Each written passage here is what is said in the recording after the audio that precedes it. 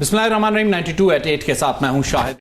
गुजरा हुआ जो हफ्ता है, उस गुजरे हुए हफ्ते में 8 फरवरी के आम इंतखाबात के नतीजे में जिन भी आइनी ओहदों पर इंतखाबात होने थे वो मुकम्मल हो चुके हैं। लेकिन इस सारी पॉलिटिकल डेवलपमेंट में गुजरे हफ्ते में सुप्रीम कोर्ट में भी दो अहम पेशरफ्त हुई हैं। एक सुप्रीम जुडिशल काउंसिल में जो जस्टिस नकवी के खिलाफ रेफरेंस था उसका फैसला आ चुका है, और उसके अलावा जुल्फ़िकार अली भुट्टो जो फांसी का केस था उसका भी जो सदारती रेफरेंस था उसका भी सुप्रीम कोर्ट के 9 रुकनी बेंच ने फैसला किया।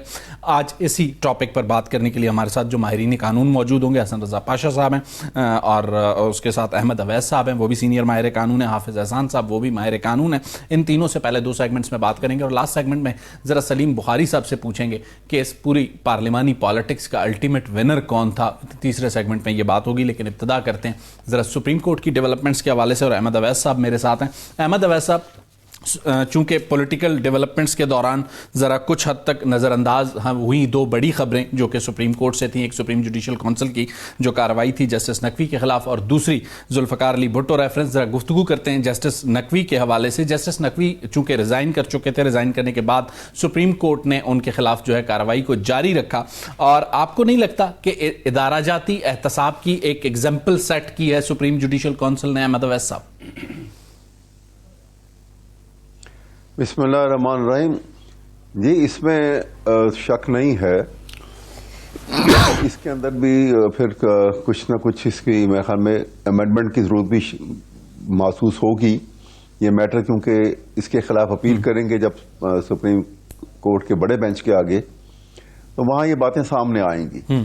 लेकिन इसमें शक नहीं है कि एक जज अगर इस्तीफा दे देते हैं और उनके खिलाफ कोई एलिगेशन है, तो सुप्रीम जुडिशल काउंसिल जो है वो मिसकंडक्ट के टच स्टोन के ऊपर उनको देख सकती है।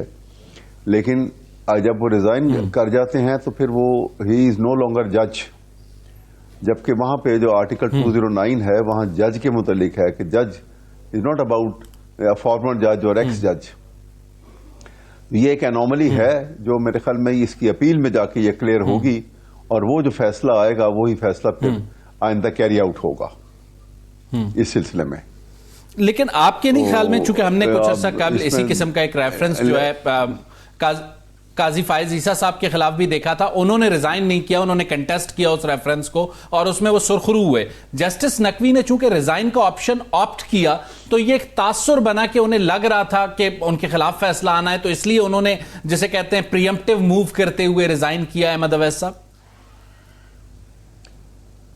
देखिए वो एक सूरत हाल है, लेकिन जैसे जजमेंट का यही जो फैसला आया है जिसके अंदर उन्होंने उनको मिसकंडक्ट की बुनियाद के ऊपर रिमूवल का कहा है कि इसके प्रेसिडेंट को भेजा जाए इसकी नोटिफिकेशन के लिए, उसके अंदर बहुत सारे एस्पेक्ट जो है which are to be looked into, और वो है कि उसमें जो फेयर ट्रायल के चांस जो थे वो उनको उसी तरह से मुहैया नहीं किए गए। ये उनके फैसले के अंदर से भी अगर आप गौर से पढ़ें जो उन्होंने अब ये जो रिमूवल का फैसला लिखा है, बात यह है कि कोई शख्स हो बिला तखसीस के वो क्योंकि जज हैं उनको मैं ये नहीं कहा जा सकता कि वो एक पार्टी के हैं और दूसरी पार्टी के नहीं है।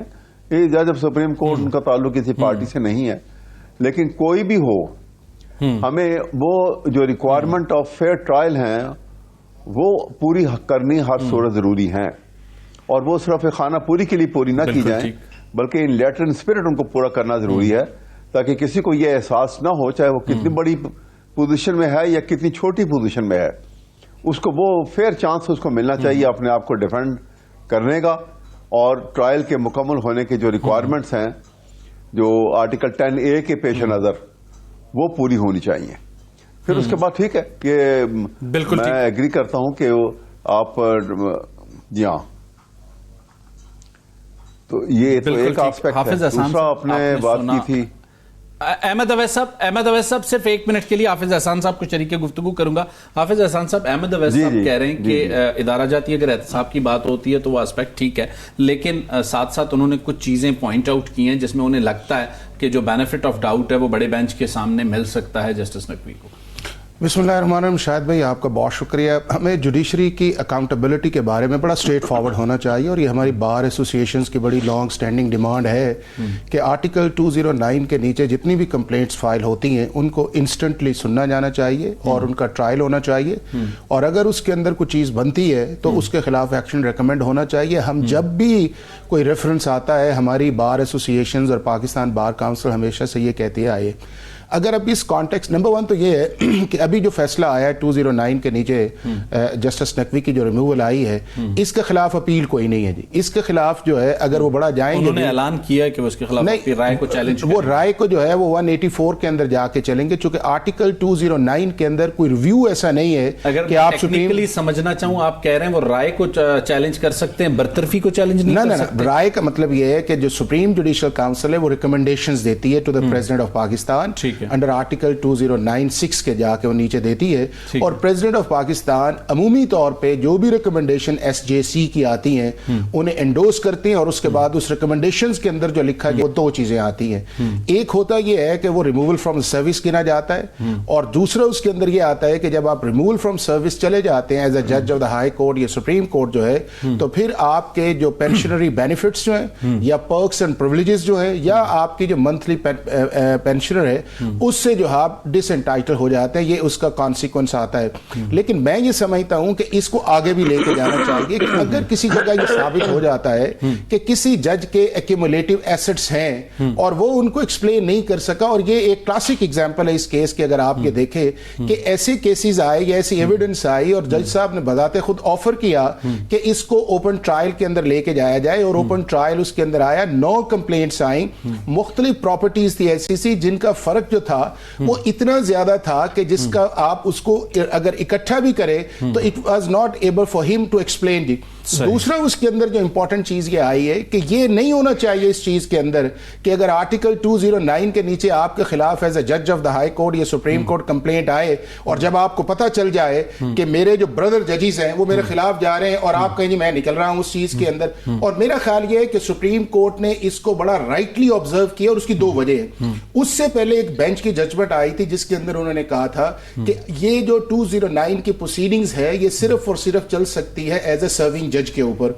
उसके ऊपर ये हुआ कि फेडरल गवर्नमेंट ने एक अपील फाइल की, और ये during the pendency of judicial proceedings था। सुप्रीम कोर्ट का 5 मेंबर्स बेंच उसमें बैठा, उस बेंच के अंदर उनकी रिप्रेजेंटेशन भी हुई, और उन्होंने होल्ड ये किया कि अगर वो प्रोसीडिंग 209 की इनिशिएट कर दी जाए तो उसको रोकने का इख्तियार सिर्फ और सिर्फ सुप्रीम जुडिशियल काउंसिल एसजेसी को है। उसका ये ऑप्शन जो है वो उस जज को अवेलेबल नहीं है जिसके खिलाफ शुरू की जाए, और ये फैसला आया।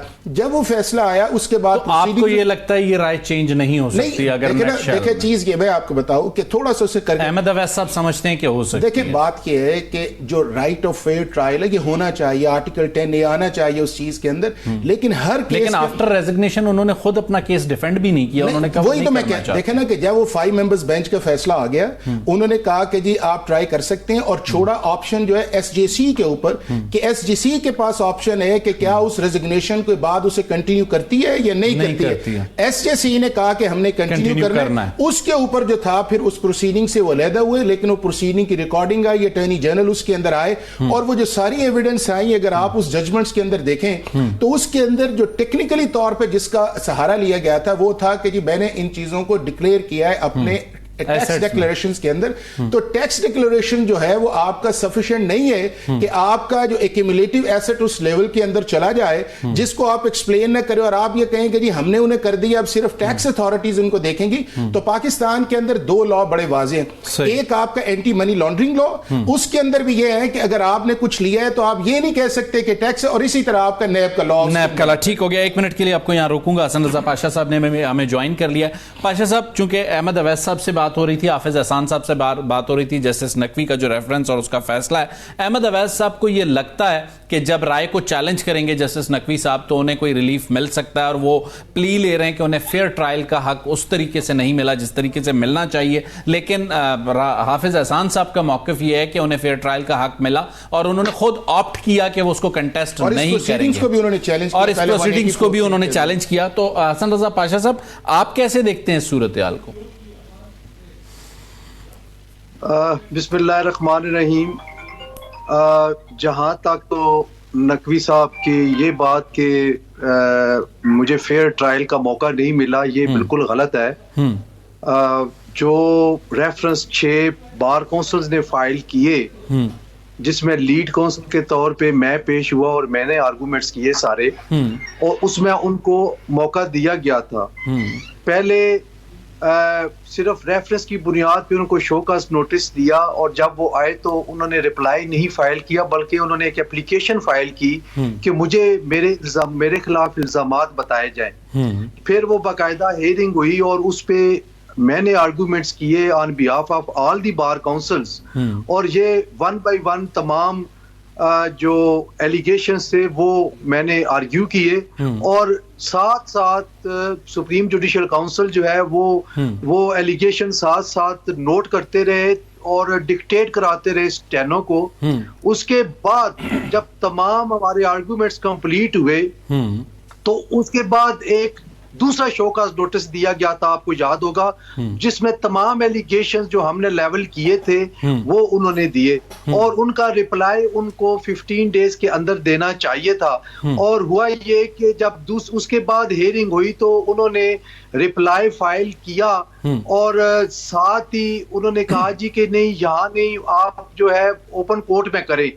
بیٹھے ہوئے تھے تو چیف جسٹس صاحب جو چیئرمین تھے سپریم جوڈیشل کاؤنسل کے، انہوں نے کہا جی آپ پھر سوچ لیں. انہوں نے کہا جی نہیں، خواجہ حارث صاحب تھے، انہوں نے کہا جی میرے کلائنٹ چاہتے ہیں کہ اوپن کورٹ میں آؤ. انہوں نے ہم سے پوچھا تو ہم نے کہا جی ہمیں تو کوئی اعتراض نہیں ہے، وہ اگر چاہتے ہیں کہ اوپن کورٹ میں تو ہمیں کیا اعتراض ہے. سو اسی وقت معاملہ اوپن کورٹ میں شفٹ ہوا، اور وہاں پہ 3 ساڑھے 3 بجے کاروائی وہاں پہ شروع ہوئی، اور کچھ صحافی حضرات بھی وہاں پہنچ گئے تھے. اور وہاں پہ پھر پروسیڈنگز جب شروع ہوئی تو انہوں نے کہا جی کہ ہم اپنا ڈیفینس دیں گے. آل رائٹ، وہ سارا کام ہوا، اور پھر جو نیکسٹ ڈیٹ آف ہیئرنگ ہوئی اس پہ بلکہ ہاں یاد آ گیا کہ اعجاز الحسن صاحب نے بیٹھنے سے انکار کر دیا، اور پھر فوری طور پہ جسٹس منصور علی شاہ صاحب کو گھر سے بلوایا گیا. وہ کونسل کی کمپوزیشن کمپلیٹ ہوئی اور اس کے بعد پروسیڈنگز آگے چلی. تو جب ایویڈنس کی بات آئی تو ہم نے گواہان ریکارڈ کے نام جو ہیں وہ تجویز کیے. اٹارنی جنرل آف پاکستان نے بھی اپنے گواہان. ایک منٹ کے لیے حسن رضا پاشا صاحب، آپ کو 1 منٹ کے لیے یہاں روکوں گا. آپ کی گفتگو سے مجھے یہ لگ رہا ہے کہ تمام جو ڈیو پروسیس تھا وہ فالو ہوا ہے. آپ کس پوائنٹ سے ایگری کرتے ہیں جو ابھی انہوں نے رکھا؟ دیکھیں شاہد بھائی، میں نے پہلے بھی آپ سے یہ گزارش کی تھی کہ نمبر 1 209 کے نیچے جو ریکمنڈیشنز آتی ہیں اور اگر پریزیڈنٹ ان کو ایکسپٹ کر لیتا ہے تو اس کے اوپر ریویو سپریم جوڈیشل کاؤنسل کے اندر نہیں ہو سکتا. اس کے لیے ہو یہ سکتا ہے کہ آپ دوبارہ 184(3) کے نیچے جا کے اس آرڈر کو چیلنج کرتے ہیں. اور ہمارے سامنے ایک شوکت عزیز صدیقی صاحب والا بھی کیس ہے کہ جس کو چیف جسٹس ثاقب نثار صاحب نے ریکمنڈیشنز کی، پریزیڈنٹ الوی نے ان کو ایکسپٹ کیا، اور اس کے بعد انہوں نے وہ چیلنج کی. اور سپریم کورٹ کے اندر جو معاملہ چل رہا ہے وہ یہی چل رہا ہے کہ جوڈیشل کاؤنسل کے آگے، سپریم جوڈیشل کاؤنسل کے آگے انہیں فیئر ٹریٹمنٹ یا انکوائری کے بغیر جو ہے ان کے خلاف پروسیس کیا گیا ہے. بالکل. تو ایک اس کا دوسرا اس کا ایسپیکٹ جو اس کیس کے اندر ہے وہ یہ ہے کہ اس پروسیڈنگز کے ہوتے ہوئے بھی آرٹیکل 184(3) کے نیچے اسے چیلنج کیا گیا جس کو سپریم کورٹ نے ایکسپٹ نہیں کیا. اور دوسرا اس کے اندر جو ان کا آیا سوال، ان کا یہ ہے اس وقت یہ ہے، اب ان کا میرٹ کا کیس نہیں ہے. ان کا سوال یہ تھا یہ تھا کہ اگر میں جج کے طور پر ریٹائر ہو گیا ہوں تو میرے اوپر 209 کی پروسیڈنگز نہیں لگتی. اب یہ کہہ رہے ہیں مس کنڈکٹ کی کاروائی مزید نہیں چل سکتی. ان کے بقول تھا لیکن وہ جو ایک ججمنٹ تھی یہ کہیں آج تک نہیں لکھا ہوا کہ جی جو ریٹائرڈ ہو جائے ڈیورنگ دی پروسیڈنگز جو ہے اس کے خلاف کاروائی نہیں ہو سکتی. اس کو سپریم کورٹ آف پاکستان کے 5 ممبرز بینچ نے، جو پہلے 3 ممبرز بینچ کا ایک ویو تھا کہ جی سرونگ جج کے خلاف ہو سکتی ہے، جس کے اندر جسٹس منیب بھی تھے، اعجاز الحسن بھی تھے، انہوں نے دیا تھا. اس کے اوپر فیڈرل گورنمنٹ نے پریکٹس اینڈ پروسیجر ایکٹ کے نیچے ایک اپیل فائل کی. اپیل سنی گئی، اس کے اوپر ایک فیصلہ آیا، اور اس فیصلے کے اندر اس کو ٹرن شہر بانو والا، اور اس کے اندر یہ فیصلہ آیا کہ جی سرونگ جج کے اوپر تو بھی ہو بھی سکتا ہے، لیکن اگر کوئی جج جو ہے during the proceeding S J C جو ہے وہ ریزائن کرتا ہے تو یہ آپشن اس کا نہیں ہے، یہ آپشن جو ہے ایس جے سی کا ہے. اگر ایس جے سی اس کو چلانا چاہے تو وہ چلا سکتی ہے، جج کے ریزگنیشن سے وہ پروسیڈنگ ختم نہیں ہوتی. تو اگر 5 ممبرز کی ججمنٹ ججمنٹ آ گئی ہے اور اس کے بعد اگر دیکھیں کل کو کیا اس کے آتا ہے کہ اس کو ریوزٹ کیا جاتا ہے یا نہیں کیا جاتا, چونکہ آلریڈی اس کے اندر جب آپ کا ایک آرڈر آ جائے اور 184(3) کے اندر جو آپ کی اپیل بھی سن لی جائے پریکٹس اینڈ پروسیجر کے اندر, تو میں یہ سمجھتا ہوں کہ اس چیز کے اندر اب ہمیں جانا کس طرف چاہیے, جس طرف محمد اویس صاحب نے بھی کہا ہے, یہ ہے کہ سپریم جوڈیشل کاؤنسل کے اندر جتنے بھی کیسز چل رہے ہیں ان کو آرڈر کے اندر لے کے آئیں, اور جہاں کے اوپر سبسٹینٹیو کمپلینٹس آتی ہیں ان کو ریفری جج کے پاس بھیجیں, جو ان کا انٹرنل پروسیجر ہے کہ ایس جے سی کے ایک ممبرز کو بھیجتے ہیں, وہ سنتا ہے اور اس کے بعد کرتا ہے. چونکہ امپورٹنٹ شاید بھائی اس چیز کے اندر ہے کہ ہم کسی بھی جج کا جو مس کانڈکٹ ہے, چاہے in terms of court proceeding, چاہے ان ٹرمز آف انٹیگریٹی, یا چاہے in terms of financial issues جو ہے, that is not acceptable even any judiciary of the world. تو اس کے اوپر یہ ہے کہ زیرو ٹالرنس ہونی چاہیے, جن کے خلاف چیزیں آئی ہیں ان کو لینا چاہیے, اور یہ جو ایک چیز یہ ہے کہ ایک کو چھوڑا دوسرے چھوڑا نہیں ہونا چاہیے. اس سیکوینس کو ختم کر کے, اور میں نے تو اس کے اوپر ایک آرٹیکل بھی لکھا ہے کہ ایس جے سی کی پروسیڈنگ جو ہے اوپن کورٹ ہونی چاہیے, ساری دنیا کے سامنے ہونی چاہیے, تاکہ لوگوں کو پتہ چلے کہ ایلیگیشنز کیا ہیں, اور جج صاحب نے کہا کہ پھر ٹریٹمنٹ نہیں. بہت کچھ لائیو ہونا چاہیے تبھی جا کے چیزیں ٹھیک ہوں گی. ناظرین ایک چھوٹی سی بریک لیں گے, بریک کے بعد آئیں گے تو حسن رضا پاشا صاحب کے سامنے سوال رکھیں گے ذوالفقار علی بھٹو کا جو صدارتی ریفرنس تھا اس کے فیصلے کو وہ کیسے دیکھتے ہیں اور اس کے اثرات سیاسی اور عدالتی کیا دیکھتے ہیں. بریک کے بعد بات کرتے ہیں.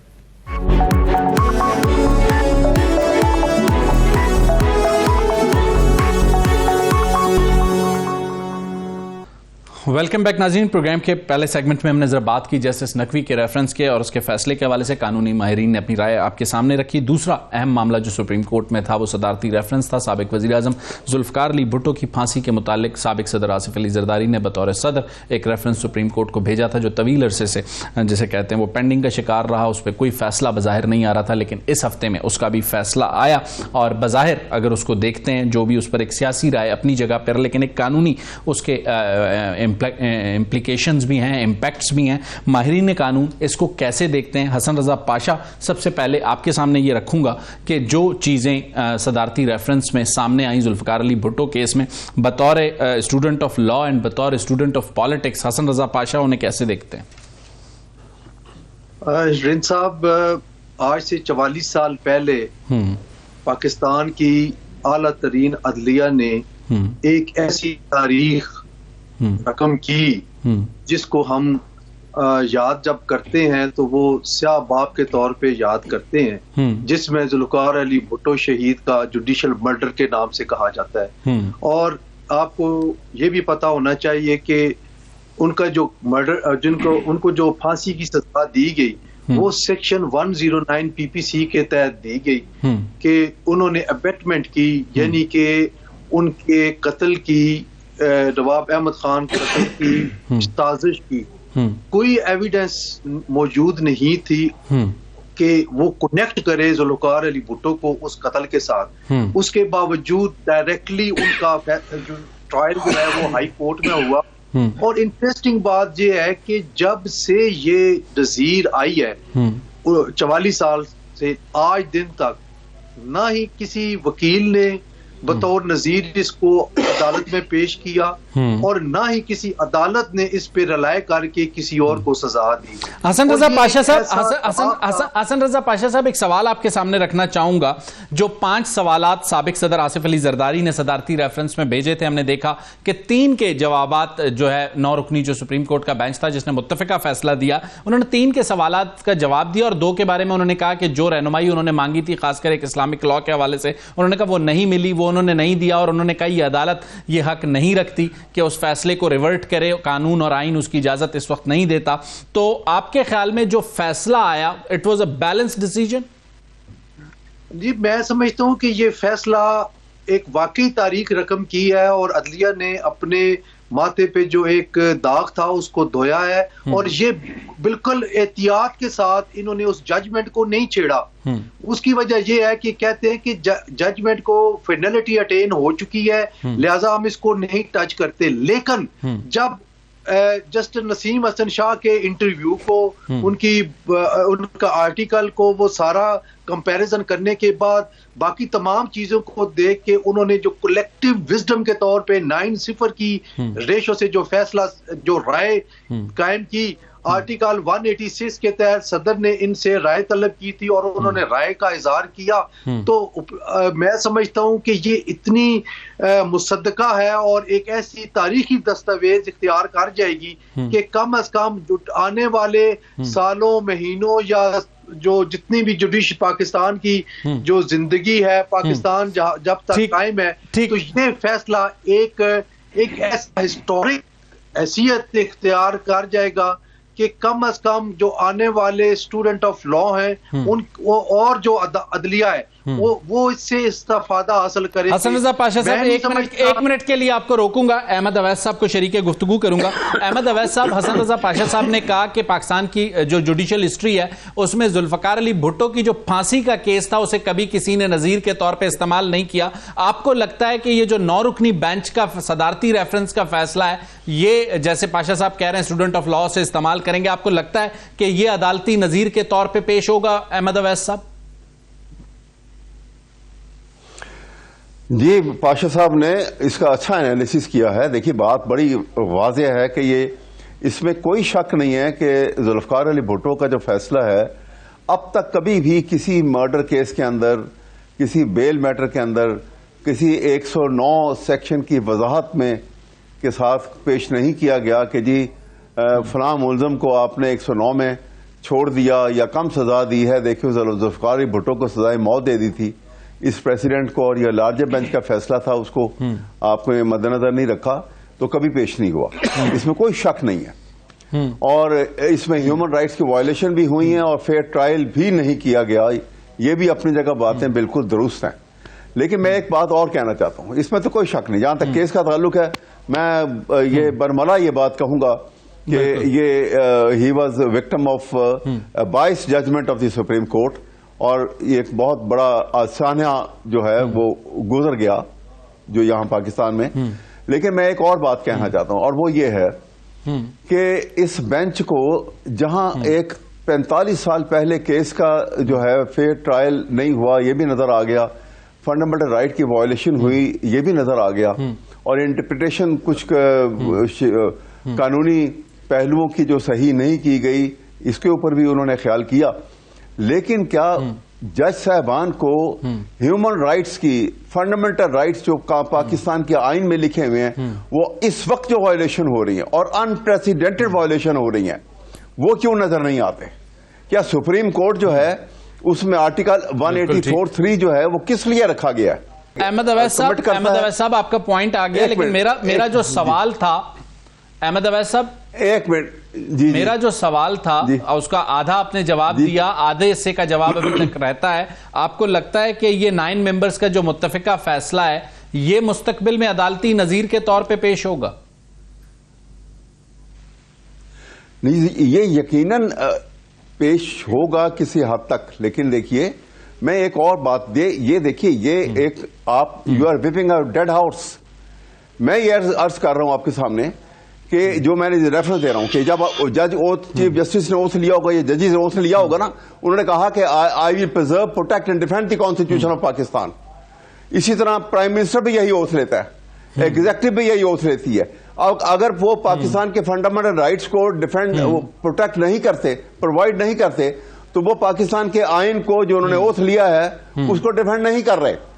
اگر وہ نہیں کر رہے ہیں تو ساری ذمہ داری جو ہے وہ سپریم کورٹ کے اوپر آ جاتی ہے, سپریم جوڈیشری پہ آ جاتی ہے.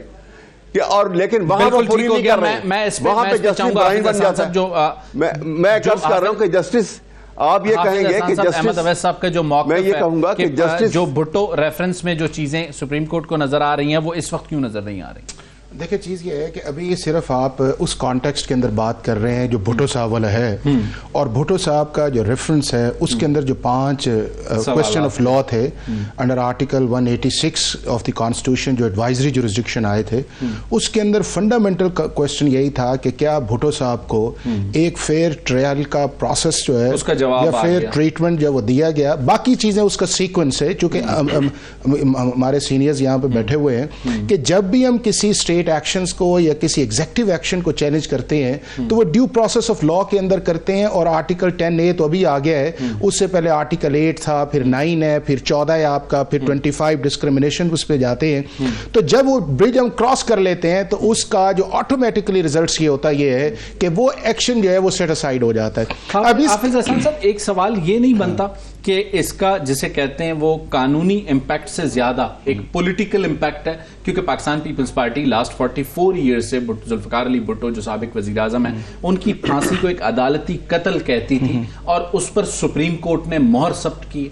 नहीं, शायद ये नहीं है, ये सिर्फ as a political party Pakistan peoples party का केस नहीं है। अब आप देखें ना कि आपके सामने अहमद अवैध साहब बैठे हुए हैं, इनका ताल्लुक तो पीपल्स पार्टी से नहीं है, लेकिन जो वो ट्रायल का प्रोसेस था उसको कह रहे हैं कि वो जस्टिफाई नहीं है, लेकिन पीपल्स पार्टी के नैरेटिव को नहीं, देखिए उसकी एक वजह थी, उस केस के अंदर 6-7 बड़े ब्लंडर्स आए थे। एक ब्लंडर ये आया कि 1974 का एक केस है, उसकी इन्वेस्टिगेशन क्लोज है और 1978 के अंदर एक कंप्लेंट्स के ऊपर आप उसे चलाते हैं। दूसरा उस केस के अंदर ये आया जो इंपॉर्टेंट आया कि एक जो सेशन कोर्ट का ट्रायल था, आपने उससे छोड़ के आपने हाई कोर्ट की तरफ चले गए और एक उसको फोरम मिस कर दिया। नंबर 3 इसके अंदर आया कि दोनों कोर्ट्स के अंदर जो था, जो आपका हाई कोर्ट्स भी था और आपका सुप्रीम कोर्ट भी था, उसके अंदर एक बायस ऑफ जजेस भी था, वो भी रिफ्लेक्ट होता है इन सारी प्रोसीडिंग्स के अंदर। चौथी इस चीज के अंदर ये आई कि आपने सिर्फ एक ऐसे सेक्शन के ऊपर किया जिसकी डायरेक्ट एविडेंस नहीं थी, बल्कि सिर्फ एक अप्रूवर का स्टेटमेंट था कि उसने बयान दिया कि मुझे ये कहा गया 109 के अंदर। पांचवी चीज इसके अंदर ये आ गई कि 109 के अंदर जब आपके पास डायरेक्ट एविडेंस नहीं है और आपकी सुप्रीम कोर्ट जो है वो यूनानिमस नहीं हो रही बल्कि 4-3 से जा रही है, तो ये एक अच्छा केस था मिटिगेटिंग सर्कमस्टांसेस का कि यार ये डेथ का नहीं बनता, इसको जो है वो लाइफ कर दें या इसको 14 साल कर दें या इसको 7 साल कर दें। और फाइनली जो उस चीज के अंदर ये था कि उस दौर के जो एक्सटर्नल एनवायरनमेंट थे वो पुशअप कर रहे थे इस चीज के अंदर कि शायद इंटरनली जो कोर्ट्स के अंदर चल रहा था वो इंडिपेंडेंट नहीं था। पीपल्स पार्टी नहीं देखे ना, पोलिटिकली फायदा तो पीपल्स पार्टी उठाएगी ना। उन्होंने एक रेजोल्यूशन भी असेंबली में अंदर कर दी है सिंध के अंदर के जिन्हें अब शहीद जुल्फिकार अली भुट्टो के तौर पे कहा जाए। पाकिस्तान का एक यूनानिमस इसके अंदर जो व्यू पॉइंट आया वही भी आया कि फेयर ट्रीटमेंट नहीं है। तीसरा उस चीज के अंदर यह है कि जो एक नैरेटिव उस चीज के अंदर था कि एक जुडिशियल मर्डर है और हम तो हर केस के अंदर जिसके अंदर इंसाफ ना, हम इंसाफ का कत्ल कहते हैं। ये तो भुट्टो साहब को हमने सिर्फ स्पेसिफिक किया हुआ है, हर वो केस जो मेरिट पे न सुना जाए, कॉन्स्टिट्यूशन के नंबर सुना जाए, वो इंसाफ का कत्ल है। तो वो एक चीज हसन रजा पाशा साहब जो बात ख्याल है उससे दूर हुई है इस सुप्रीम कोर्ट के फैसले से और नए स्टैंडर्ड सेट हुए हैं। आप कहते हैं अब मुस्तकबिल में चाहे वो अदालती कत्ल हो या इंसाफ का कत्ल हो उसके चांसेस कम होंगे। और दूसरा ये है कि जो सारी जो जजमेंट आएगी वो आएगी 22 के ऊपर, ड्यू प्रोसेस ऑफ लॉ के ऊपर, आर्टिकल 8 के ऊपर, फेयर ट्रीटमेंट के ऊपर। और मेरा ख्याल है कि आइंदा जब ये चीजें जाएंगी तो जो एक हॉन्ट करती थी हमारी जुडिशरी के अंदर ये जजमेंट जो थी, एक तो जुडिशरी उससे निकल आई और दूसरा उस चीज के अंदर ये आया कि जब आगे चीजें जाएंगी तो इन जजेस को भी इस चीज का एहसास होगा कि अगर यहां पे फेयर लॉ प्रोसीजर या रूल ऑफ लॉ जो है या फेयर ट्रायल प्रोसेस नहीं है तो उसको रिवर्स किया जा सकता है। पाशा साहब जो बात आखिरी की है वो मुझे बहुत अट्रैक्ट कर रही है हाफिज एहसान साहब की, कि इस रेफरेंस का जो भी फैसला आएगा उसमें जो 4 से 5 वो बेंचमार्क्स बता रहे हैं कि मुस्तकबिल में अगर इन चीजों को एड्रेस किया जाता है तो कोई अदालती कत्ल किसी का नहीं होगा, कभी इंसाफ का कत्ल नहीं होगा। तो आपको लगता है ये हमारी अदालती निजाम की बेहतरी की तरफ पहला कदम होगा?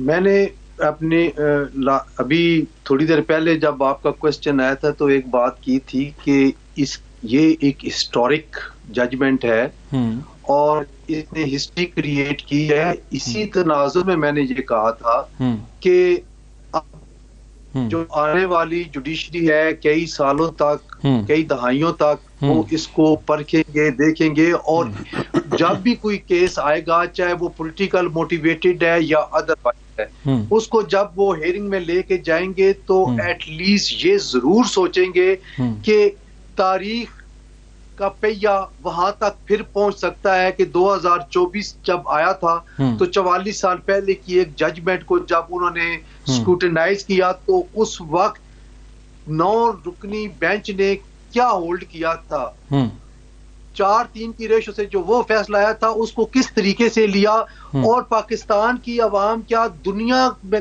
دنیا کو کیا میسج دیا کہ ہماری اس وقت کی جوڈیشری نے فیور اور فیئر کی وجہ سے وہ فیصلہ کیا تھا، جو کہ اس بینچ میں شامل ایک جج صاحب نے کیٹیگریکلی اپنے انٹرویو میں اس چیز کا اظہار کیا تھا کہ ہمارے فیئر تھا اور ہم نے فیور کی اور ہم نے مارشل لا ایڈمنسٹریٹر کے خوف سے یہ بات کی.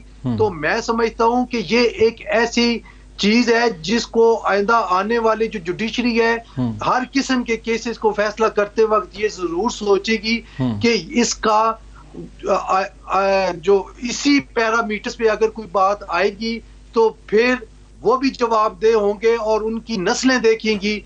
حسن رضا پاشا صاحب آپ کا، حسن رضا پاشا صاحب آپ کا، احمد اویس صاحب آپ کا، حافظ احسان صاحب آپ کا، تینوں مہمانوں کا بہت بہت شکریہ. بہت اہم بات حسن رضا پاشا صاحب نے کی، لیکن ہمیں یہ بھی یاد رکھنا ہوگا کہ جب ایک سیاسی معاملے کے لیے سپریم کورٹ سے رائے طلب کی صدر نے تو وہ رائے دی گئی، اور جسے کہتے ہیں یہ ثابت کرتا ہے کہ کانسٹیٹیوشن اور بک کے تحت اگر انصاف کو تلاش کیا جائے تو انصاف مل سکتا ہے. کچھ ایسے فیصلے بھی ہیں ماضی کی عدالتوں کے جن فیصلوں کے نتیجے کی قیمت جسے کہتے ہیں ریاست ادا کرتے کرتے جسے کہتے ہیں ریاست کو کرنی پڑ سکتی تھی. ان میں کئی ایسی لٹیگیشنز ہیں، چاہے وہ پرائیویٹائزیشن کے حوالے سے ہوں، چاہے وہ ریکوڈک کے حوالے سے ہوں، چاہے وہ کارکے کے حوالے سے ہوں.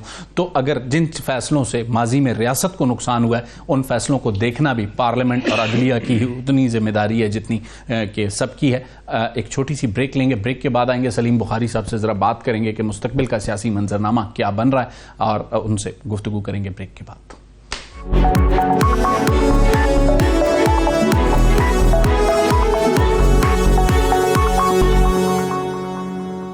ویلکم بیک ناظرین. پروگرام کے لاسٹ سیگمنٹ میں ہمارے ساتھ ہوں گے سینئر صحافی اور تجزیہ نگار ہیں سلیم بخاری صاحب. بڑی گہری نظر رکھتے ہیں ملک کی سیاست پر. 8 فروری کے عام انتخابات کو اگر ہم دیکھتے ہیں تو 3 بڑی جماعتیں جو ہیں، پاکستان مسلم لیگ نون، پاکستان کو نواز دو، اور پاکستان تحریک انصاف جسے کہتے ہیں وہ سازش کے بیانیے کے ساتھ، اور پاکستان پیپلز پارٹی جو ہے زرداری ڈاکٹرائن کے ساتھ میدان میں اتری. اور اب جب ہم آج بات کر رہے ہیں تو اس وقت تک ملک کے جو تمام بڑے آئینی عہدے ہیں ان کی جسے کہتے ہیں ان کے انتخابات ہو چکے ہیں. صوبوں میں کابینہ بننی شروع ہو چکی ہے، پنجاب اور خیبر پختونخوا میں کابینہ بن چکی ہے، سندھ اور بلوچستان میں بننی ہے، اور مرکز کی کابینہ بننا رہتی ہے. سلیم بخاری صاحب، 3 بڑی جماعتیں 3 بڑے بیانیوں کے ساتھ اگر میدان میں اتریں، آپ کے رائے میں آخری دن اس کا جسے کہتے ہیں وہ کامیاب کون رہا ان 2024 کے 8 فروری کے انتخابات میں؟ سلیم بخاری صاحب.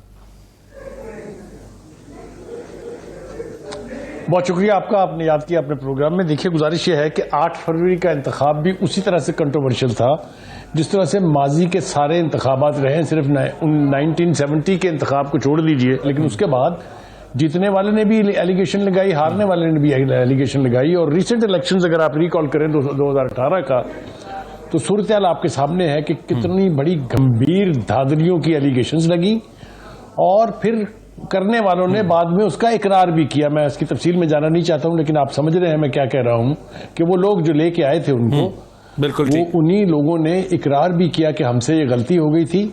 اور دوسری بات یہ ہے کہ الیکشن جیت کے ہار کے اس کو تسلیم کرنے کا رواج چونکہ ہمارے ہاں نہیں ہے، because we are very bad losers. ہم کبھی بھی ہار کے اپنی ہار تسلیم نہیں کرتے ہیں. آپ پوری دنیا کے اوپر نظر اٹھا کے دیکھ لیجئے، چاہے بھارت جیسی یعنی موسٹ کنٹروورشل ریاست ہو، اسٹیٹ ہو، اس کے بھی الیکشن کے بعد اس طرح کا کڑماس کبھی نہیں مچتا ہے جو ہم دیکھتے ہیں. ہیونگ سیڈ دیٹ، دیکھیے گزارش یہ ہے کہ جب خان صاحب حکومت بنا رہے تھے 2018 میں، تب بھی اتنی ہی کنٹروورسی تھی، تب بھی اتنا ہی سب کچھ شور و غوغا تھا. لیکن دوسری پولیٹیکل ڈیوائیڈ کی جو پارٹیز تھی، انہوں نے سسٹم کو ڈینائی نہیں کیا اور یہ نظام چلا. پہلی بات تو یہ ہے کہ اس وقت اگر آپ الیکشن کو ایکسپٹ بھی نہیں کر رہے ہیں ایک سانس میں کہ یہ دھاندلی زدہ ہے، یہ انلیگل ہے، یہ اسمبلی انلیگل ہے، یہ حکومت انلیگل ہے، اور ساتھ بیچ میں مدد لے کے بیٹھے ہوئے بھی ہیں. یعنی انتخاب پنجاب کا، سینٹر کا، سندھ کا، بلوچستان کا دھاندلی زدہ ہے، KPK کا ٹھیک ہے. تو یہ ایک عجیب و غریب قسم کا کنٹروورشل سٹانس ہے. اب لیکن بخاری صاحب میرا جو آپ سے سوال تھا کو آپ نے جی 8 فروری کے انتخابات پر نگاہ ڈالتا ہوں تو اس میں مجھے عددی اکثریت میں پاکستان مسلم لیگ نون پہلے number per, P T I دوسرے نمبر پر اور پیپلز پارٹی تیسرے نمبر پر نظر آتی ہے. لیکن جب میں عہدوں کی بندربانٹ کو دیکھتا ہوں تو پاکستان مسلم لیگ نون صرف سینٹر اور پنجاب میں گورنمنٹ فارم کرتی ہے اور اسے جیسے کہتے ہیں کہ بلوچستان اور سندھ کی گورنرشپ ملتی ہے. لیکن پاکستان پیپلز پارٹی سربراہ مملکت کا عہدہ بھی ان کے پاس، چیئرمین سینٹ کا عہدہ بھی ان کے پاس، 2 صوبوں کے گورنر، 2 صوبوں کے وزرائے اعلیٰ. پی ٹی آئی صرف خیبر پختونخوا میں. تو مجھے تو لگتا ہے کہ یہ انتخابات تیسرے نمبر پر ہونے کے باوجود پاکستان پیپلز پارٹی جیتی ہے. دیکھیے ڈیموکریسی کے حوالے سے اگر آپ دیکھیں تو ایک بہت امپورٹنٹ اصطلاح ہے بیلنسنگ ووٹ. پیپلز پارٹی کے پاس کچھ ہے یا نہیں ہے، لیکن اس کے پاس یہ سٹیٹس ضرور ہے کہ وہ جس کے ساتھ بھی بیٹھ جاتی اس نے حکومت بنانی تھی. خان صاحب کی پارٹی کے ساتھ اگر ان کی الائنس ہو جاتی تو کوئی روک سکتا تھا ان کو حکومت بنانے سے؟ لیکن جو مہاتما خان صاحب ہیں اگر وہ جیل سے یہ پیغام بھیجیں گے کہ نہ میں نے پیپلز پارٹی سے بات کرنی ہے، نہ نون لیگ سے بات کرنی ہے، نہ ایم کیو ایم سے بات کرنی، تو پھر ہوا میں بنائیں گے حکومت. ہوا میں بنے گی یہ مطلب کہنے کا یہ ہے اگر آپ ڈینائل موڈ میں رہیں گے اور سٹیک ہولڈرز کے ساتھ بات بھی نہیں کریں گے تو اس کا نتیجہ تو پھر آپ کے سامنے ہے نا. دیکھیے جو عدالتوں کا معاملہ رہا ہے وہ چاہے نواز شریف ہوں چاہے عمران خان صاحب ہوں، ان دونوں کی طرف سے کس کی سہولت کاری کی گئی کس کی نہیں کی گئی اس کو تو ایک طرف رکھ دیجئے. لیکن جو آپ کے پاس الیکشن کے نتائج کی صورتحال ہے اسی میں رہ کے تو آپ چلیں گے نا آگے، ورنہ تو آگے بڑھا نہیں جا سکتا. ہاں یہ ہو سکتا ہے کہ آپ کہیں جی ہم چھوڑ رہے ہیں کے پی کے اسمبلی بھی چونکہ اور پنجاب اسمبلی سے بھی. آپ نے تو بابا جہاں آپ کی میجورٹی تھی وہ حکومتیں توڑ دی، تو اب آپ سسٹم میں بھی رہ رہے ہیں اور ساتھ کہہ رہے ہیں کہ چلنے بھی نہیں دیں گے. کبھی سنا آپ نے یہ کہ جو حکومتی پارٹی ہے وہ مساق جمہوریت مساق معیشت کی بات کر رہی ہو اور اپوزیشن کہہ رہی ہو کہ ہم نے نہ صرف یہ کہ آپ سے بات نہیں کرنی، ہم نے یہ سسٹم بھی نہیں چلنے دینا؟ تو مجھے بتائیے ریکنسیلیشن کی گنجائش کہاں نکلے گی؟ بالکل ٹھیک ہو گیا. بخاری صاحب ایک اور چیز جو قدر مشترک ہے آصف علی زرداری صاحب اور شہباز شریف صاحب میں، آصف علی زرداری صاحب ہمیشہ سیاسی مفاہمت کی بات کرتے ہیں اور شہباز شریف صاحب ہمیشہ یہ کہتے ہیں کہ عسکری جو ونگ ہے یا جو اسٹیبلشمنٹ ہے اس کے ساتھ بھی مفاہمت ہونی چاہیے. تو 2 ایسے لوگ جو بڑے عہدوں پر وزیر اعظم اور صدر کے بیٹھے ہوں، ایک سیاسی مفاہمت کی بات کرتے ہوں، دوسرے اسٹیبلشمنٹ سے مفاہمت کی بات کرتے ہوں، تو پاکستان میں کوئی مفاہمت کا جسے کہتے ہیں موسم آپ کو آتا ہوا نظر آتا ہے بخاری صاحب؟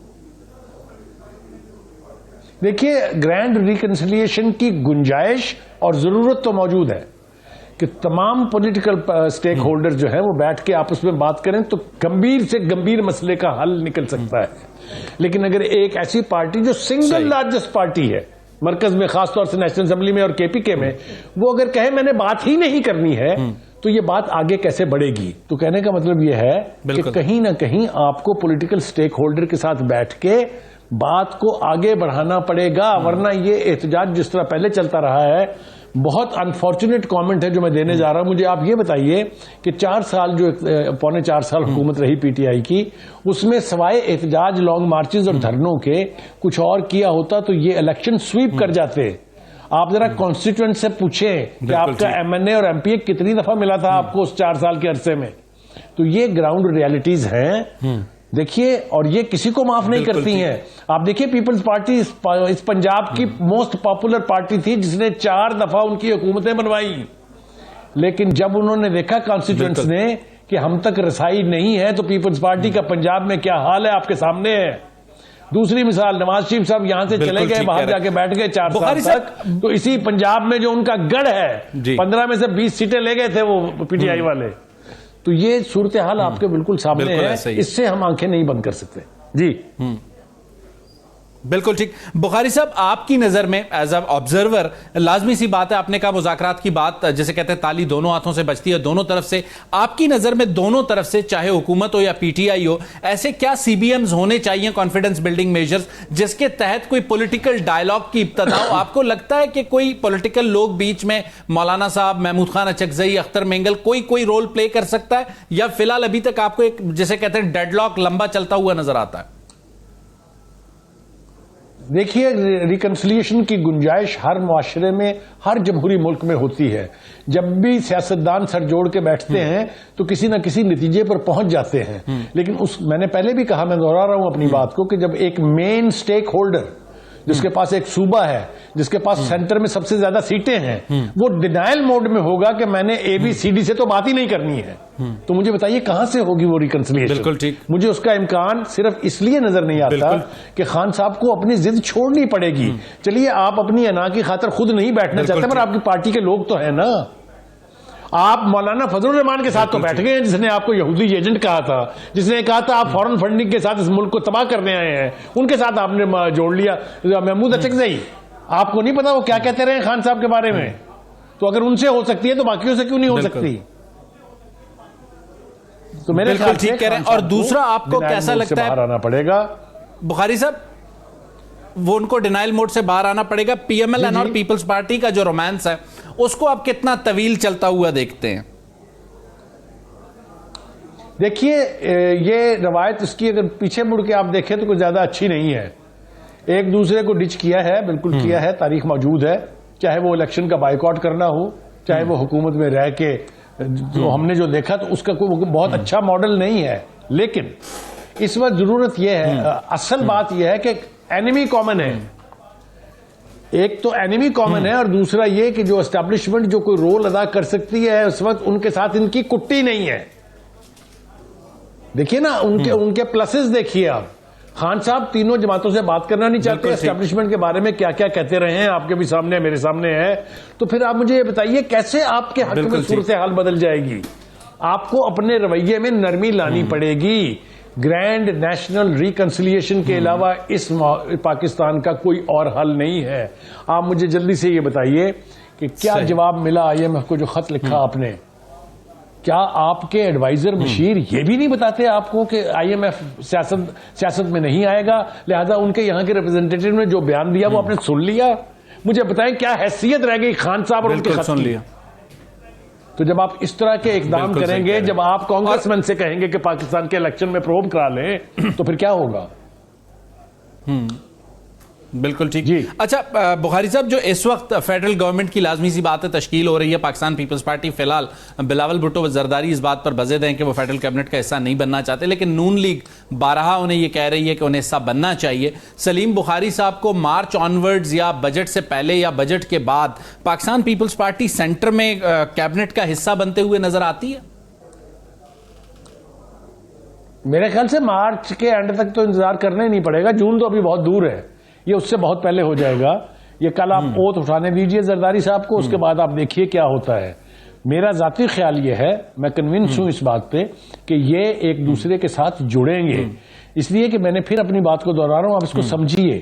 اینیمی کامن ہے, اینیمی کامن ہے, بالکل ٹھیک ہے. سلیم بخاری صاحب آپ کا بہت بہت شکریہ, آپ نے اپنا قیمتی وقت ہمیں دیا. کون گرائے گا اس حکومت؟ بالکل ٹھیک ہو گیا, آپ کا جملہ کمپلیٹ ہوا. آپ نے دو جملے جسے کہتے ہیں اینیمی کامن ہے اور اسمنٹ کے ساتھ اس وقت جسے کہتے ہیں وہ لو افیئر عروج پر ہے حکومتی اتحاد کا, اور بخاری صاحب سمجھتے ہیں اس لیے مارچ کے آخر تک پاکستان پیپلز پارٹی اس گورنمنٹ کا حصہ ہوگی. کتنے حد تک پاکستان پیپلز پارٹی اس فیصلے کو ریزسٹ کرتی ہے اس کو دیکھنا ہوگا آنے والے ہفتوں میں. اگلے پروگرام تک مجھے شاہد رند کو اجازت دیجیے. اللہ حافظ.